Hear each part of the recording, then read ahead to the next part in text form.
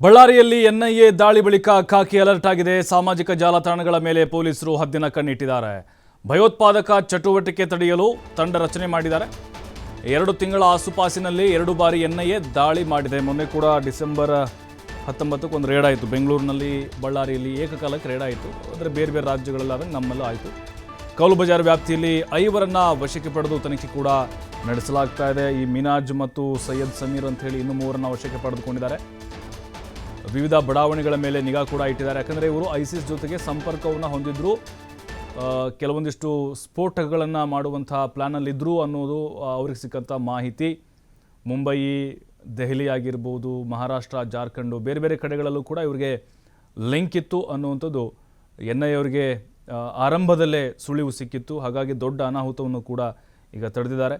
But ಈಗ ಸಾಮಾಜಿಕ ಜಾಲತಾಣಗಳ ಮೇಲೆ ಹದ್ದಿನ ಕಣ್ಣಿಟ್ಟಿದ್ದಾರೆ. ಯಾರೆಲ್ಲ ಈ ಮೂಲಭೂತವಾದಿ ಅಥವಾ ಜಿಹಾದಿ ಮನಸ್ಥಿತಿಗಳಿರ್ತಾರೋ ಅಥವಾ ಧರ್ಮದ ಆಧಾರದ ಮೇಲೆ ಪೋಸ್ಟ್ಗಳನ್ನು ಹಾಕ್ತಾ ಇರ್ತಾರೆ, ಅಂಥವ್ರ ಬಗ್ಗೆ ಈಗ ಹೆಚ್ಚಿನ ನಿಗಾ ಇಟ್ಟಿದ್ದಾರೆ.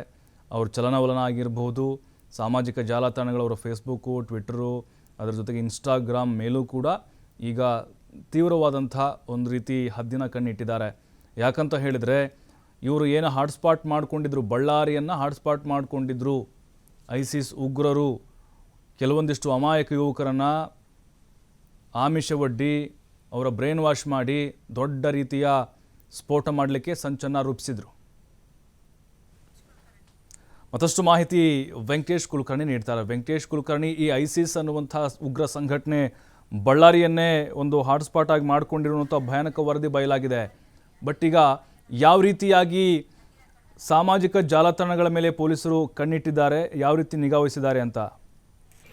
ಹೌದು ಪ್ರಭು, ಏನು ಐಸಿಸ್ ಉಗ್ರರು ಬಳ್ಳಾರಿಯನ್ನ ಅಡುಗು ತಾಣವಾಗಿ ಮಾಡಿಕೊಂಡಿದ್ರ ಅಂತಕ್ಕಂಥ ಪ್ರಶ್ನೆ ಈಗ ಎದುರಾಗಿರ್ತಕ್ಕಂಥದ್ದು.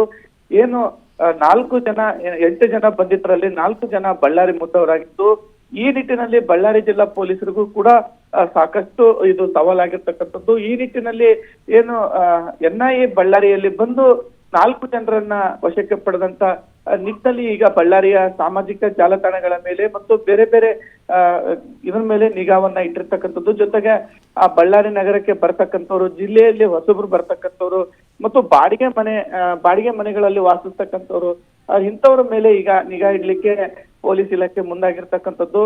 ಅದೇನೋ ಹೇಳ್ತಾರಲ್ಲ, ಕೊಳ್ಳೆ ಹೊಡೆದ ಮೇಲೆ ದಿಡ್ಡಿ ಬಾಗ್ಲು ಬಂದ್ ಮಾಡ್ಕೊಂಡಿದ್ರಂತ, ಆ ರೀತಿಯಾಗಿ ಇಂತಹ ಕೃತ್ಯ ಎಸಗಲಿಕ್ಕೆ ಇದ್ದಂತ ಎನ್ಐಎ ಅವರೇ ಬಂದು ಈ ಒಂದು 4 ಜನರನ್ನ ಬಂಧಿಸಿದ ಮೇಲೆ ಬಳ್ಳಾರಿ ಜಿಲ್ಲಾ ಪೊಲೀಸರು ಎಚ್ಚೆತ್ತುಕೊಂಡಿದ್ದಾರೆ.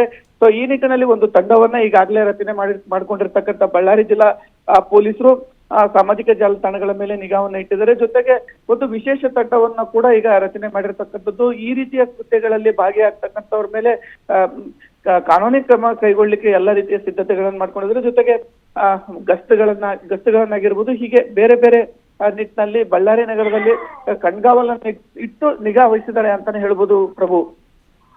ಅಂದ್ರೆ ಎಲ್ಲ ಒಂದ್ ಕಡೆ ಕೆಲವೊಂದಿಷ್ಟು ಈ ಧರ್ಮದ ಆಧಾರದ ಮೇಲೆ ಕೋಮು ವಿಷಬೀಜ ಬಿತ್ತುವಂತಹ ಪ್ರಯತ್ನಗಳೇನು ಆಗ್ತಾ ಇತ್ತು. ಬಟ್ ಅಂಥವ್ರಿಗೂ ಕೂಡ ಒಂದು ಎಚ್ಚರಿಕೆ ಪಾಠ ಅನ್ಸುತ್ತೆ ಇದು ವೆಂಕಟೇಶ್ ಕುಲಕರ್ಣಿ.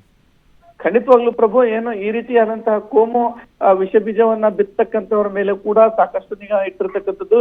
ಈ ಹಿಂದೆಯೂ ಕೂಡ ಯಾರ್ಯಾರು ಕೋಮು ಗಲಭೆಗಳಲ್ಲಿ ಭಾಗಿಯಾಗಿದ್ರು, ಈ ರೀತಿಯಾದಂತಹ ವಿಷ ಬೀಜವನ್ನ ಬಿತ್ತಕ್ಕಂಥ ಪ್ರಕರಣಗಳು ಎಲ್ಲೆಲ್ಲಿ ದಾಖಲಾಗಿದೆ ಅಂತವರ ವಿರುದ್ಧವೂ ಕೂಡ ಈಗ ಆ ಪೊಲೀಸ್ ಇಲಾಖೆ ಕಣ್ಣಿಟ್ಟಿರ್ತಕ್ಕಂಥದ್ದು. ಜೊತೆಗೆ ಬಳ್ಳಾರಿ ಮತ್ತು ವಿಜಯನಗರ 2 ಜಿಲ್ಲೆಗಳು ಪ್ರವಾಸಿ ತಾಣವಾದ್ದರಿಂದ ಇಲ್ಲಿ ಬರ್ತಕ್ಕಂಥ ಪ್ರವಾಸಿಗರ ಮೇಲೂ ಕೂಡ ಒಂದು ನಿಗಾವನ್ನ ಇಟ್ಟಿರ್ತಕ್ಕಂಥದ್ದು. ಒಟ್ಟಾರೆಯಾಗಿ ಏನು ಎನ್ಐಎ ದಾಳಿಯ ಬಳಿಕ ಬಳ್ಳಾರಿ ಪೊಲೀಸರು ಸಾಕಷ್ಟು ಕಟ್ಟೆಚ್ಚರವನ್ನ ಈಗ ಜಿಲ್ಲೆಯಾದ್ಯಂತ ಮಾಡಿರ್ತಕ್ಕಂಥದ್ದು ಪ್ರಭು. ಥ್ಯಾಂಕ್ ಯು ಕುಲಕರ್ಣಿ ಮಾಹಿತಿಗಾಗಿ.